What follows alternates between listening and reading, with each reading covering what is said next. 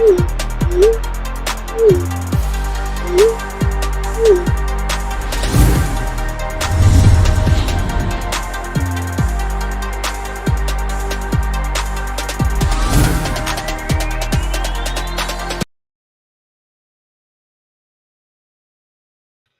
morning. Buenos días a todos nuestros amables oyentes. Guten Tag. Buongiorno. Abracadabra. Through the magic of science, I am with you today on another exploration of strange new worlds. My name is Chris Pabon, and I am joined in this magical endeavor with my co-host, Josh Pritchett. Greetings to every being and all starships in the Alpha, Beta, Gamma, and Delta quadrants. How are we doing today, Chris? We're doing well, Josh. Josh, it's often said that life is a stage and we are but actors with bit parts. And I think that is an apt way to describe this week's episode. It is indeed. It is indeed. This episode was very much in the tradition of Shakespearean and fantasy. It was really wonderful. It was incredibly well acted by our stars. As always, they turned in an A+ performance. There was a lot of humor, a lot of sadness. It ran the full range of human emotion, I think. So I think, I'm looking forward to rewatching it again later, but, it was just astonishing. And, my hat's off to the gang at Star Trek for putting this one together. Yeah, I agree. I think the Elysium Kingdom is probably the boldest and bravest episode yet. And it's also the most heartbreaking because this is a tale for sure, but it's not of a fantasy kingdom at war. It's a tale of the love between a caring father and his only child. And it really hits you at the end. But with that said, why don't we get to our episode description and then we can start talking about all the good of this episode. So, Yes. Okay, Josh, hit it? Hit it. Excellent, hit it. So, the episode begins with the Enterprise doing an exploration of the Jonesian Nebula. And it's very quiet, it's very easy, and Pike walks up to Spock and says, I could get used to this. Like there's nothing in danger, nothing's happening at the moment. And Spock wisely points out to him that he has in the past said that he should not talk about things that are enjoyable because something might happen immediately to counteract that. And Pike is slightly amused and he says you're superstitious. And as we'll see later on in the episodes, Pike has indeed perhaps jinxed the crew. But meanwhile, what's going on in sickbay is we see Dr. Mabenga again, and he is with his daughter. And again, they're reading the fairy book tale, which is the Elysium Kingdom. And Rukuya tells him that once again that she knows the ending of the book, and she objects to some parts of it, and he says, well, I thought you wanted me to read this. And she's like, yeah, but I don't like this part, and I really wish I could rewrite some of these sections. And the father says, well, listen, I have to put you back in right now, but there will come a time when you'll be able to write your own stories.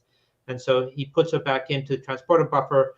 For those who've been watching the show, this is the only way to stop the progression of her disease. And then you see him getting to work, which we assume is based on the information that he received in an earlier episode about genetic coding. And he's trying to develop something, and you see him working old school with Muter and Porter, and it just blows up in his face. And you can see his frustration. And later on, Una walks in and says, doctor, why hasn't the shuttle crew been cleared for duty? And he says that he had lost track of time. And she notices that he is really kind of tired. And she tells him, listen, you need to take care of yourself first. And, go clear the shuttle crew later. And he's like, no, I'll do it now. And she's like, no, doctor, that's an order. You go take care of yourself. And so he's on his way to do this. But what happens is the Enterprise has completed the scouting of the Jonesian Nebula, and they're trying to leave, but they can't. You know, Pike sits down and he says, "Hit it to Ortegas," and they go absolutely nowhere, which causes Spock, of course, to raise an eyebrow. And then he contacts Hemmer, and finally we get to see Hemmer again. It's been a while. And he says, like, "Do we still have an engine down there?" And he says, "Yeah, but, we're just not moving." And Spock theorizes that maybe something from the nebula is impeding them being able to, like, uh, form a warp bubble, and that they should go on impulse power only. And Hammer says, "I concur with Mr. Spock," and they try to just move forward. They transfer power to the engines, and they try to move forward at impulse, which is still pretty fast. They're just not warp fast. And something stops them in their tracks. Ortegas hits her head, and Pike makes an emergency call to M'Benga saying, "You've got to come up to the bridge right now." And he said, "Okay, I'm going to go." He was in his quarters. He looked like he was trying to relax. Still, the plight of his daughter weighing heavily in his head. And he takes a turbo lift. He goes up, and the scene of the bridge is totally not what he was expecting. It's a scene from what looks like fantasy medieval times. His attire has changed, and he is surprised when he's addressed as the king. And after a "what the hell," and a discussion thinking at first that they're pranking him, but it's clear that they're not pranking him. And there's like tapestries all over the place, and everyone is really yucking it up. And Joss, do you want to take it from there? Yes. So, M'Benga is the king of. He is playing the king of the story, the Elysium Kingdom, and then he is apparently the only one who seems to have. He's the only one who seems to have remembered anything about what's going on with regards to the ship, and he quickly realizes this is the story that I've been reading to my daughter. Okay, what is going on? They're all become characters from the story, and part of the thing with the story, the Elysium Kingdom, is that the king, the hero of the story, has a stone called the Mercury Stone, which is supposed to be a weapon of great power that he can use to defeat this evil neighboring kingdom. And suddenly, the queen of another kingdom comes to him and asks him to use the Mercury Stone to save her kingdom. And M'Benga realizes he doesn't have the Mercury Stone. He has to go find it. So he knows he has to go on the quest that's in the book. So he takes Pike and Ortegas, who are both different characters now. Pike is his chamberlain, and Ortegas is his bodyguard. And they go on a quest through the ship to try to find it. And then along the way, they run into Spock, who has become a wizard of some type. And they encounter Hemmer, who is suddenly abducted by the rival queen, who is played by Uhura in this case.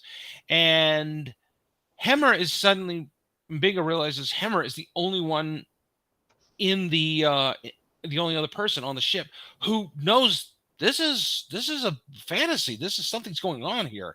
Hemmer seems to have all of his memories. Eventually, M'Benga arranges for them to get captured by the villain, the Red Queen, who is played by Uhura, and thrown in the dungeon. And there he talks with Hemmer. Hemmer, whose people are highly telepathic, realized that there was an entity from within the nebula that was reaching out and trying to take him over, and he was able to fight back against it and save himself. But even Spock cannot seem to resist the call of this, well, for all intents and purposes, siren call of the nebula. So it's up to Hemmer and M'Benga to work together to save the ship and save the crew and find the Mercury Stone, to great hilarity. And we get some really good performances by Hemmer. Chris, you want to talk about that a little bit? Hemmer is a wizard empowered by science. I thought there was a great display of Hemmer when they're locked up in the cell, which is the transporter room, and he asks King Ripley, which is played by Dr. Mabenga, what would an Earth magician say as he is about to use a laser cutter to cut through the bonds of the cell? And he says, abracadabra. And he says, yeah, that sounds good. And he says, abracadabra, and totally impresses Ortega, who's playing the role of Sir Adia. And he frees them, and Ortega's, there's like a Kingsman, walks up and says, like, not bad, this science wizard, not bad. And they make their way to the med bay, where we also see the chapel is a faith healer there as well. And also play with them is Captain Pike, who is the Chamberlain. He is Sir Roth. Sir Roth is, let's just say, not very well known for his bravery. And at the med bay, you will see that Hemmer takes a communicator, which is going to come into play later on. And they decide that it is not that the entity is reading Dr. Mabenga's mind, but it's that he's reading his daughter's mind, because there's a key sequence where they're rescued by Una, who plays Zamira the Huntress. And Mabenga realizes, well, wait a minute, Zamira and Sir Adia in the book never meet, but my daughter always thought they should meet. And that's when he realizes, like, whatever consciousness has trapped the Enterprise that Hemmer was able to sense, unblocked with his own telepathic abilities, he is recreating what is going on with his the story of his daughter. And when they go to sickbay, they realize the daughter is no longer the transporter buffer. Like, she's been taken out of the buffer and out of the ship. So King Ripley realizes that, well, the Mercury Stone must be his daughter. And then Hemmer asks him, well, where is the one place, if your daughter was here, that she would go? And it flashes back to the conversation that he had with his daughter at the beginning of the episode, where she says, I'd really like to go see your quarters. And he realizes that the Mercury Stone must be in the quarters. So they're heading over there. Unfortunately for them, the Cavalier Sir Wrath has now found himself with the Queen Neb, which is played by Uhura, and has pledged his loyalty to her. And so he, along with Spock, who's playing the wizard Castor. No, I'm sorry. Spock is playing the wizard Pollux. In the story, Hemmer is the wizard Castor, who's brother to Spock. Nice little nod to perhaps future appearances of Spock brothers. But they get so they and what I found was hilarious was the Red Guard of the Queen have a showdown in the hallway with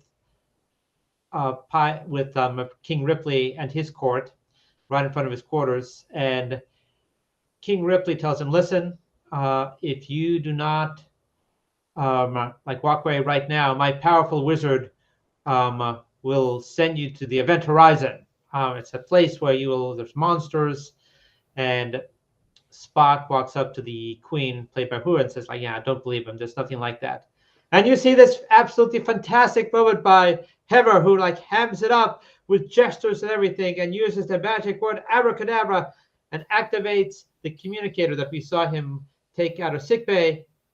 And all of a sudden, they disappear. The Queen, Spock, the Red Guard, and Hemmer, who's looking very satisfied, says, yeah, I sent them to Cargo Bay 3. The powerful, it's good to have a powerful wizard on your side. And then Mabenga walks into his quarters where he sees his daughter. And Josh, do you want to take us home? Yes. Thank you, Chris. So his daughter is in Mbenga and Hemmer go into Mbenga's quarters. They find his daughter. She has been communicating with the nebula. It is not actually a nebula. It is a very powerful but comparatively young entity that has befriended Mbenga's daughter and wants her to go with him on his quest. They find this out because Hemmer decides to open himself up to the entity, and he lets it in so that they can communicate with it. This is, of course, a great personal risk for Hemmer, but he does it. And the entity explains that it has made friends with the daughter and wants to take her and to a place where she will never have to die, that she will be able to live a life of where she can go on her own adventures.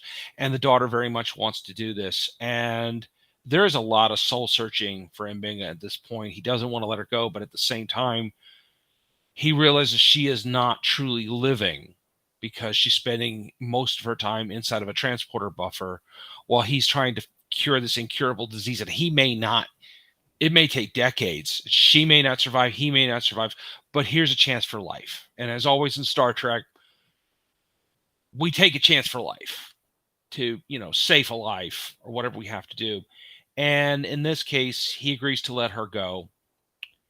And she leaves, and then she comes back a few seconds later as a fully grown woman and explains that she's been on several adventures with the entity already, and she's going on several more. And she tells him that it's okay to let her go. She's fine.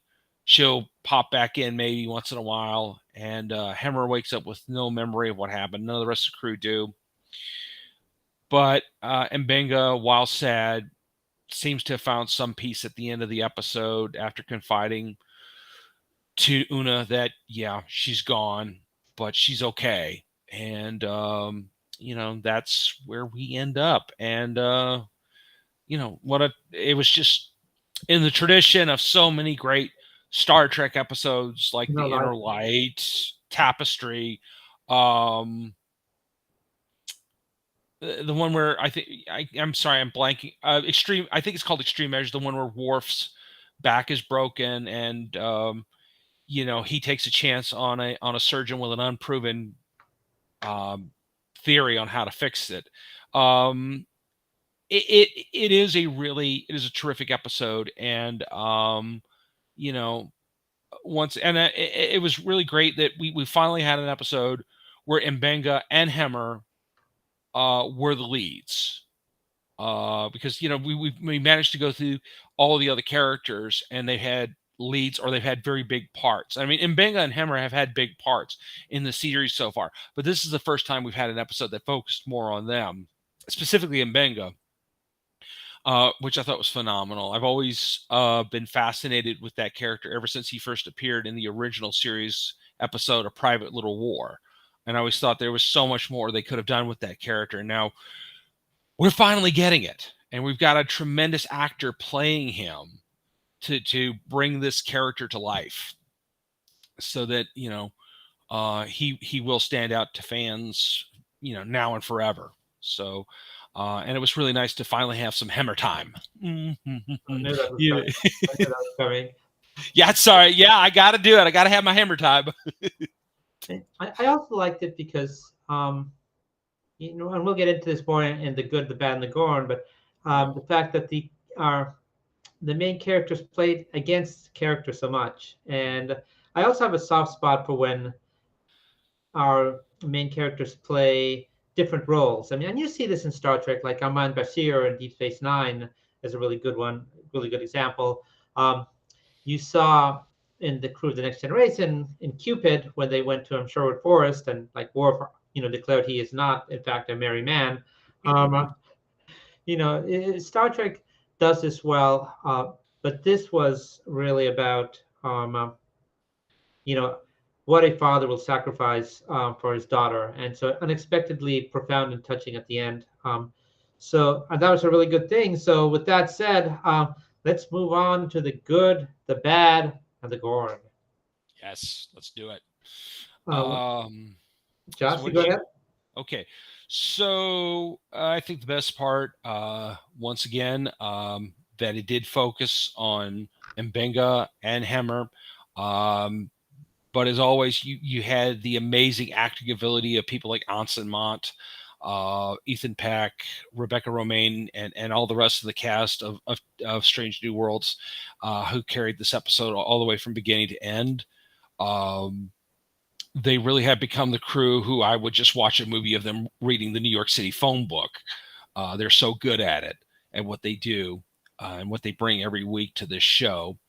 Um, while you can make the argument that we've seen episodes of Star Trek like this before over the last 50 plus years, I think this one did have some nice twists to it. I think that, at the end, it came down to two children who were playing.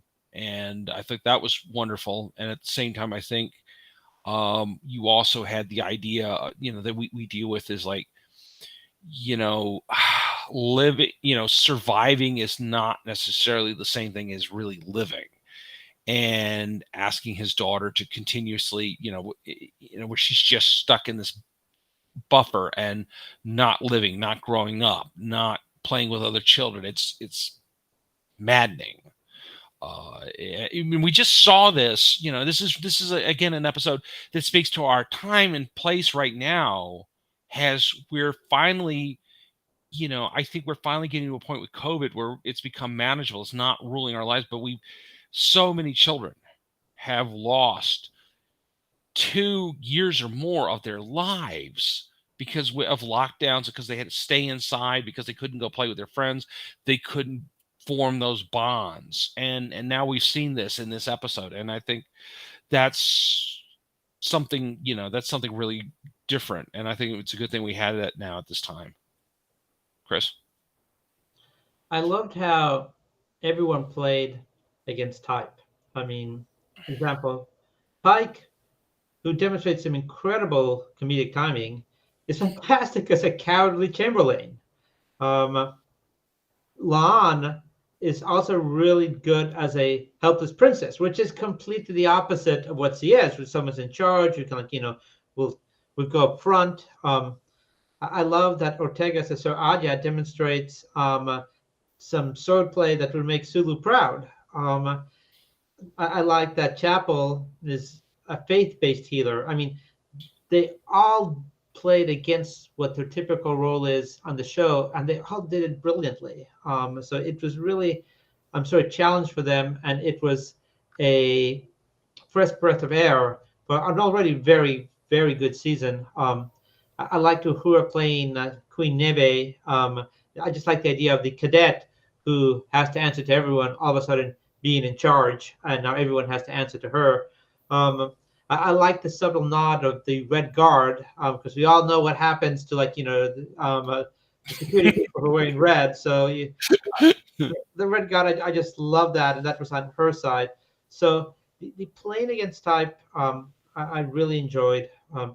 Another thing that I liked was the use of the concept of time, because like in a lot of shows, time is linear or passes at the same rate for everyone. And I just love that this was not the case in this episode, that Mabenga's astounded when the daughter leaves, and then a few moments later, she comes back as an adult and says that she's lived many adventures that she's created along with Deborah, and we find out that she has named the entity after Mabenga's former wife, and we find out that Mabenga's name, for those who didn't know it, is Joseph.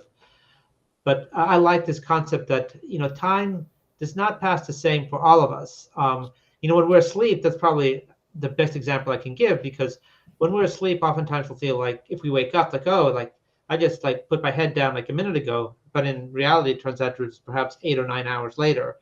So the perception of time and how it passes should not be in science fiction the same for everyone. So I like that they did this, that they did like this switch out, and she could be immortal for all we know now inside the cloud. And there is the talk about, well, you'll see me again, but it's left kind of open, like, when will I see you? And it's, again, this is something that I really liked about the episode. It was gut-wrenching and heartwarming at the same time, because he does the right thing for his daughter. Like you said, Josh, I mean, she's been locked up and that's no way to live. And so she allows him to live, even though that living is not going to be with him involved anymore. And, I guess another parallel might be for when you send your daughter off to college. I mean, like, that she's going to go away. You're no longer seeing her all the time. There's the old saying that says, if you love it, you will set it free. And he aptly does that now. And, the question mark will be moving forward, and we can talk about this a bit later. It's like, what are they going to do with this character? And I just like that the show, very sharp writing, they took care of this issue because it was going to be an issue that was developing, and you could kind of see like, oh, they're probably going to go do something that the ship is taken over by someone, and then the only one who's going to be free is the girl in the transporter, and she's going to help them out. Like one of those things that we've seen once too often. But no, they decided to like, okay, we're going to resolve the storyline here, which then opens up the door for like, well, what do we do with the character now? So I thought that was really good. Yeah. Agreed. I think that, yeah, I mean, I was a little bit worried as I looked at the, I mean, I thought it would be good, but at the same time, I also sort of worried in the back of my mind that, well, haven't we seen episodes like this before? And yeah, but we found an interesting new twist. And that's the thing about genre fiction is like, okay, it's okay to have, told a similar story to what somebody else might have told a while back. Just find a new way to twist it, to make it your own story. And I think they succeeded light years with this one. I think that I don't think I really had any complaints. I know I've been saying that from the beginning. I have very few complaints about of any real significance with the show. I think everybody was great. But I mean, I want to go back to the good for a second and talk about Hemera, that how he was so able to get into this. Yeah. And even though, we don't really know much about Andorian and Anarian culture enough to, what is mythology and what does that mean for them. And I think that it was good to see him be able to blend into it and become, adapting, the idea of calling science magic, and even though he seems to have a little bit of contempt at first, he starts to have a little bit of fun with it too. And I think that really shows that, yeah, we thought at first this guy's a real grump, and he is, but he's also got a terrific sense of humor. And he is a very caring and very generous person. And I'm hoping for more Hemmer time as the series evolves, because he's, I love Spock and I love Pike and I love all the other characters, but really Hemmer's my guy at this point on the show. He's my go-to character. So I, more Hemmer time, okay? I agree with you. I mean, it was good to see more of the character fleshed out. And up until now, I mean, we've seen that like he's a genius, that he's, and that he knows it. But we finally get to see other aspects of the character. I mean, we get to see him display empathy when when Dr. Mabenga tells him that his daughter is in the transporter buffer, and he says, "Look, I'm so sorry. Like, I'll do whatever I can to help you." We see that he has humor when he elaborately uses his magic powers to like send everyone to the cargo bay. We see that he has a sense of sacrifice and loyalty to his friends because he allows himself to be taken over by the entity after saying that it's an uncomfortable feeling that feels like your brain is being pushed through your nose. Which side note, Ortegas, who also has brilliant comedic timing in this episode, says, "I did that to a man once." So that was very funny, and he knows this is going to cause him great pain, but like he knows also that his friends needs this to be able to like solve the situation. So he sacrifices himself, and he doesn't know how he's going to come out of this. I mean, he could come out gravely injured, and fortunately for the character, he only comes out with a massive headache. But you just see these different aspects of the character that we haven't seen fleshed out in previous episodes. So I like this quite a bit. And I also liked the episode in the episode when the Huntress, played by Una, and Ortegas, who plays the character Sir Adya, are bickering with one another. And it's very apparent that they're a couple. And Una says, like, "I thought I was supposed to kill the king." And Adya's like, "What are you talking about? Like, my job is to protect the king." And says, like, "Sometimes I don't understand, like, how we get along." And again, some Hemmer time here. And Hemmer points out, well, perhaps it's your differences which attract you to one another. And for a lot of us out there, that sometimes, yeah, the dodge of like, um, that opposites attract actually plays true in real life more often than not. So I thought that was a nod to, like, a lot of relationships out there. And finally, one other, going back to Hemmer, because I agree with you, this was a showcase of both Dr. Mabenga and for Hemmer, and his use of science. There's the old saying that magic comes at a price, and Rukia is cured, seemingly almost by magic. And what is magic but science that we do not understand? But the cost is he has to leave the father. So, even in Star Trek, once again, magic comes at a price. Yes, always does. Yeah, I think that I am hopeful we will see Mbenga's daughter again. And yeah, I think that I keep going back to this, but the cast is so good and the actors are wonderful, that they really carry this show. There's one thing that kind of made me, in the way the characters were all kind of cast and how maybe the entity is seeing them is like, okay, that obviously it can look into their minds. So it clearly knows Pike is afraid of his fate. That, is he afraid to die? I don't think he's afraid to die. I think he's afraid of the way he has seen that he will die.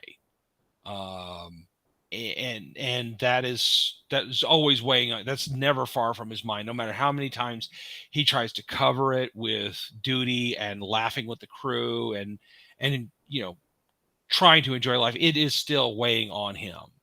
I don't think he would betray anybody like the Chamberlain does, but I think at the same time, yes, he is still very worried about that.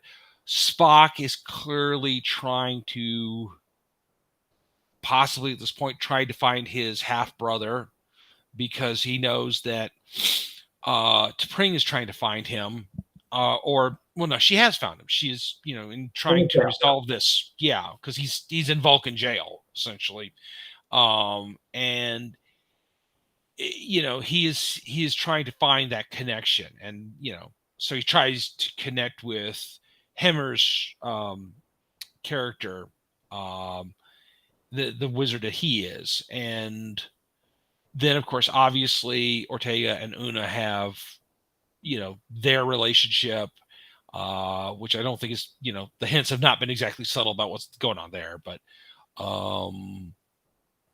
and obviously how everybody else sees themselves, Chapel sees herself as a healer and somebody who kind of goes on a little bit of faith, because she has a lot of faith in Spock and faith in friendship. Uhura sees herself as being, somebody with a lot of potential importance, and obviously we know she does. Ortega sees herself as a brave warrior. I have no fear.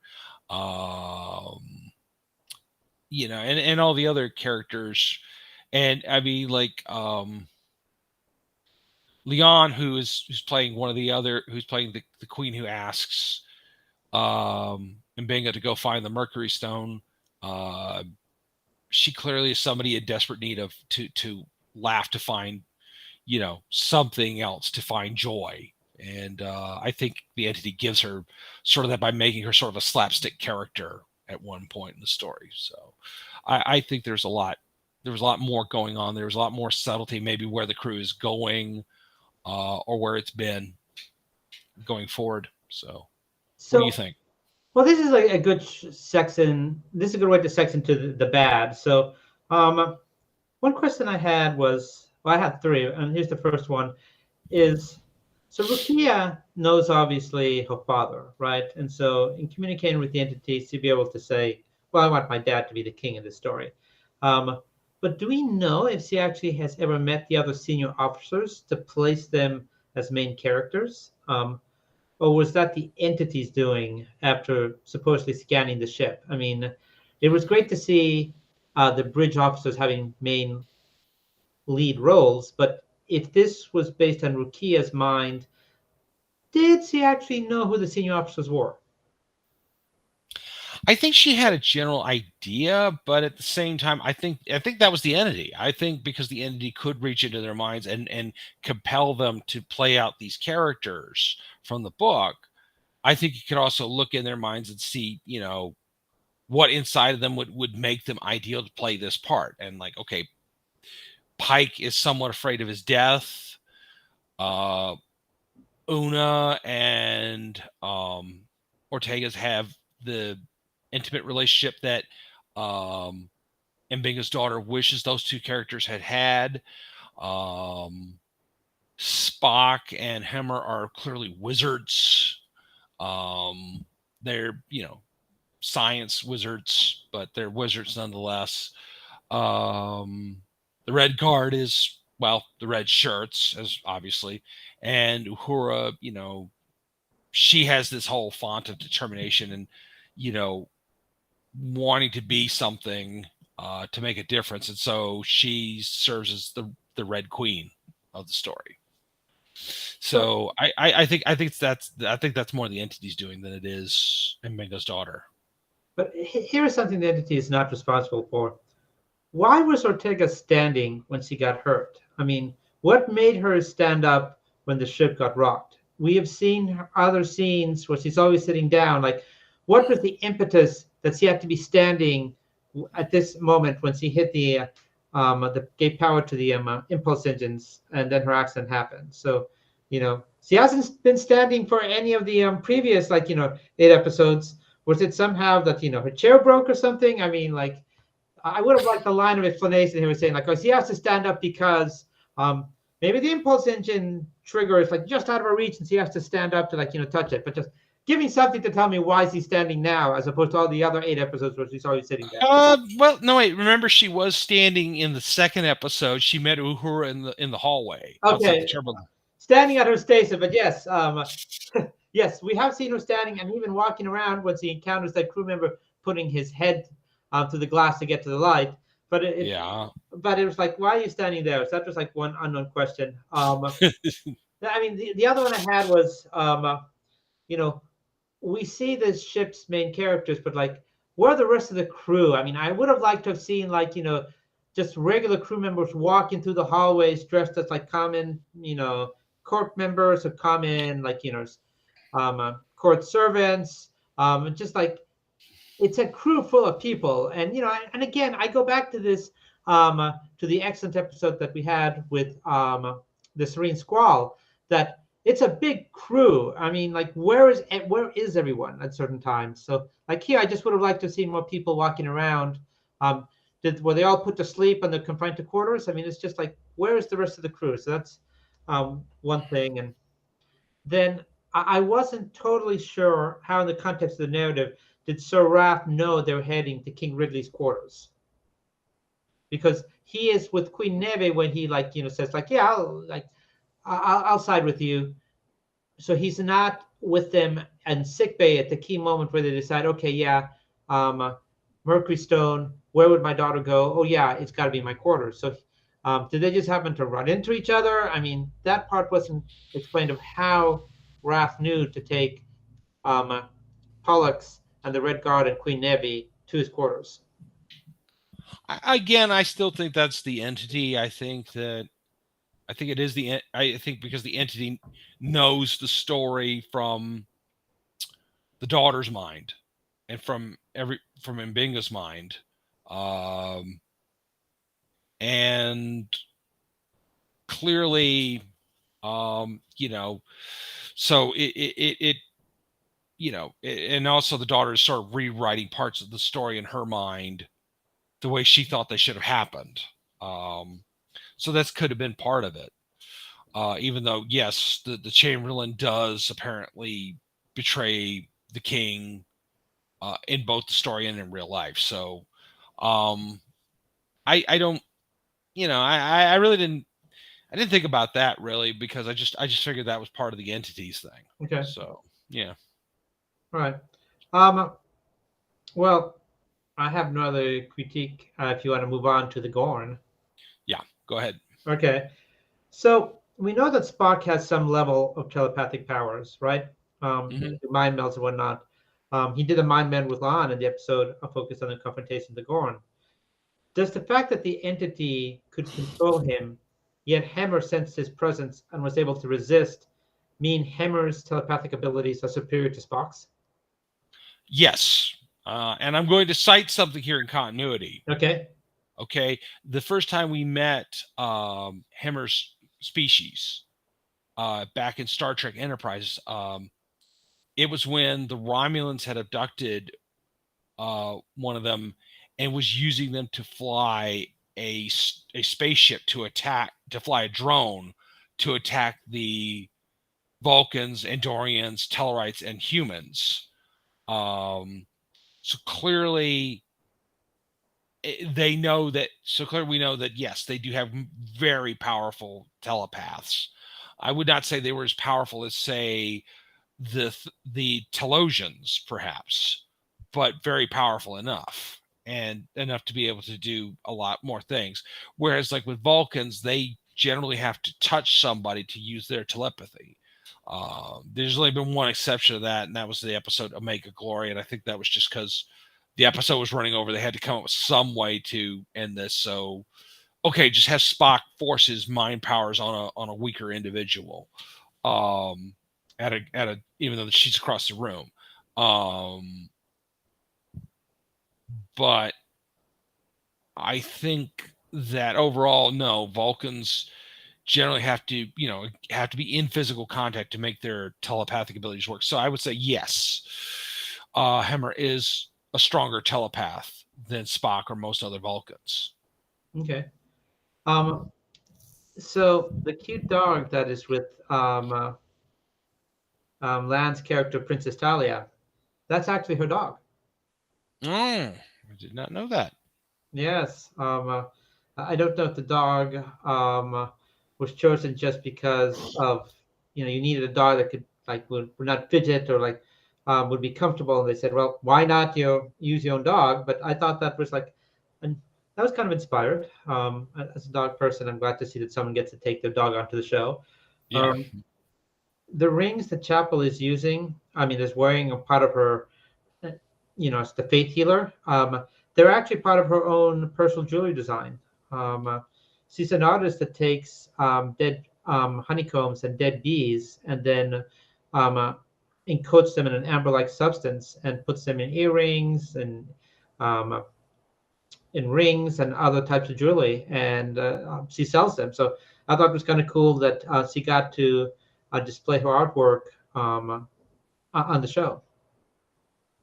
Yeah, me too. I didn't know that about, but I didn't know that about the actress, that she had her own jewelry line.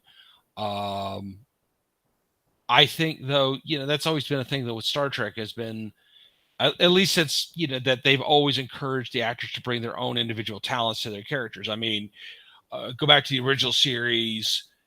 The Vulcan salute is something based off something Leonard Nimoy saw as a child in when he was going to Temple. Of course, you had Brent Spiner's singing abilities, and also Patrick Stewart's love of Shakespeare, Gates McFadden's dancing skills, Michael Doran's use of Tai Chi to be the basis of the Klingon martial arts, and just all the other things that I think the actors of the various Star Treks have brought to their characters, to add to the interest of the shows. I think it's fantastic, and I'm glad they are carrying on with that tradition.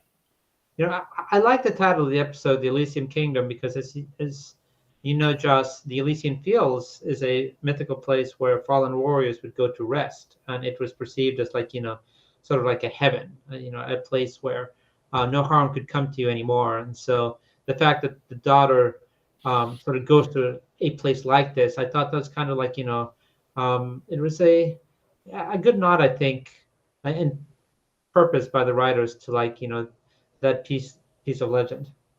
Yeah, I agree with you. Yeah, and I did catch on to that, the Elysium, about the Elysium Kingdom, the Elysium Fields,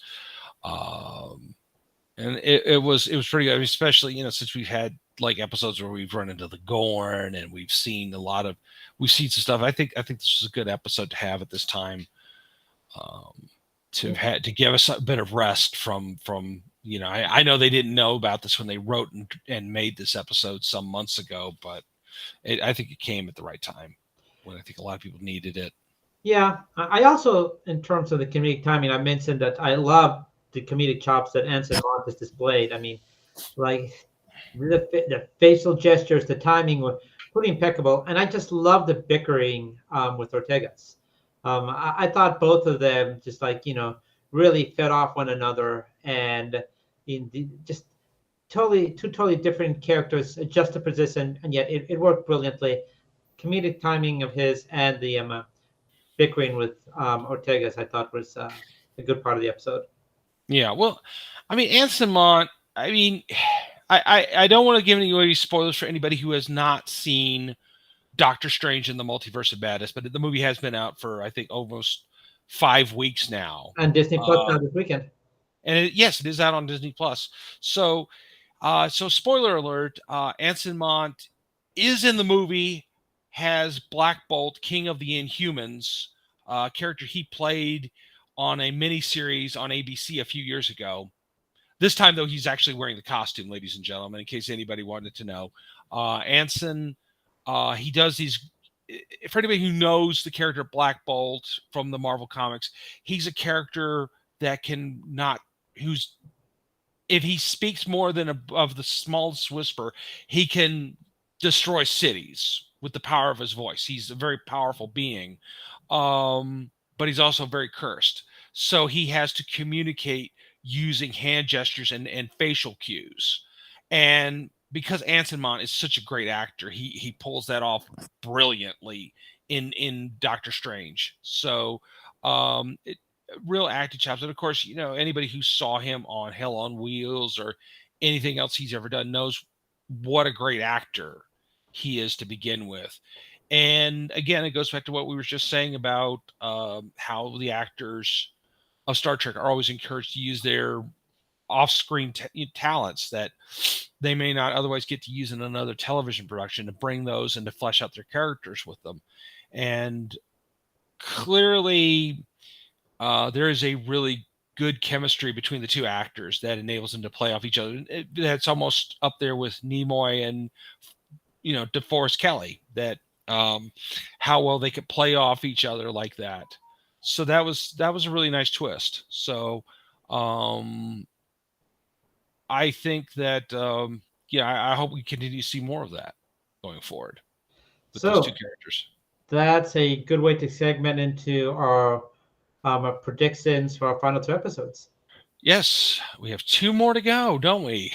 And this is anybody who has seen the trailer or for next week's episode knows it's gonna be pretty intense. A little dark. Little dark, yeah.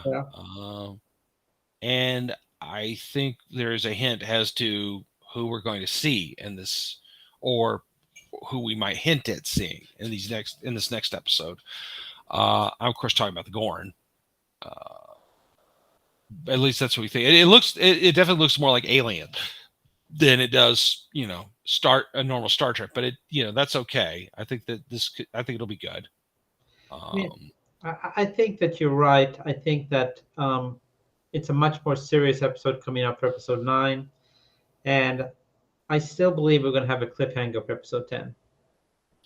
I think that's not impossible, and it will have us screaming our heads off to be waiting for about 10 months until season 2 comes out. But they are working on it, or at least they've got most of the principal photography already finished, because they went right from finishing up season 1 to finishing season 2. I think they just wrapped season 2. Yeah. So, and I'm pretty sure they're going to get a season 3, 4, and 5 at least. I don't know what their contracts call for, but I'm sure that's, in the works. And of course, we, as we said, we have only got 1 more season of Picard and maybe a couple more of Discovery. And I'm sure we got quite a few more of Prodigy and Lower Decks. So, we have a ways to go yet. So So, yeah, go ahead. well, I think that for episodes 9 and 10, either Ortegas or Hemmer will be doing the log entry for one of the final two episodes. I think that's a safe bet. I think we talked about this a couple times that we have seen other characters doing log entries. We've even seen T'Pring, who's not in the credits. It's just a recurring guest star. She had a log entry.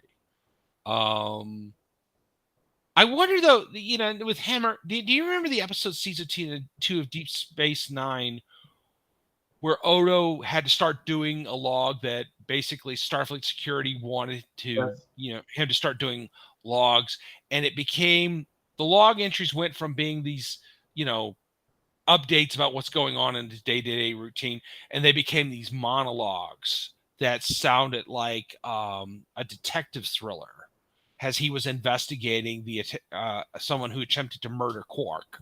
You remember the one I'm talking about? I do. Yeah, I wonder if Hemmer would have something similar. Because one of the nice parts about him is he has this great voice that you could listen to, that you could see narrating sort of a mystery story or a thriller of some type. I mean, that might be something for season 2. I think for this, and I think I would like to see that. I think for this season, it'll be just the same routine we've seen so far, which is like, um, one of the characters will do the log entry, and part of the episode will be focused on that character. And again, by process of elimination, I mean it's probably going to be him or Ortegas. But as you mentioned, I do like the fact that it's not just the crew, because that would make it a really easy guessing game for us, right? But by including T'Pring, that opens up the door for one day it could be Robert April. One day it could be I would love a log entry by Captain Angel. I would hope to see that season 2. But yeah, I like that they left it open for that. So interesting that you said about. I don't think it's going to be the Gorn next week. I am also going to hold fast on a call that I know you don't like, but I just don't see any Klingons in episodes 9 or 10 of the season 1. Never count out the Klingons, man. Never count the Klingons. 2 episodes left. It's looking a little bit less. Well, I mean, we do know that there have been advanced photos that have surfaced of the Klingons on the set. So maybe they could have been for season 2. Season 2. I think season 2 is more likely. Could be. So I mean, I will hope, that we will see some Klingons. We probably will see them definitely on lower decks, which I think is coming back in a few weeks. Do you know what? I don't know if we have a date on that though. I haven't heard, but we can hope. I haven't heard either. I mean, I know that their preference is to kind of like have, because they want people watching, like Paramount Plus, to have a series end and a series begin.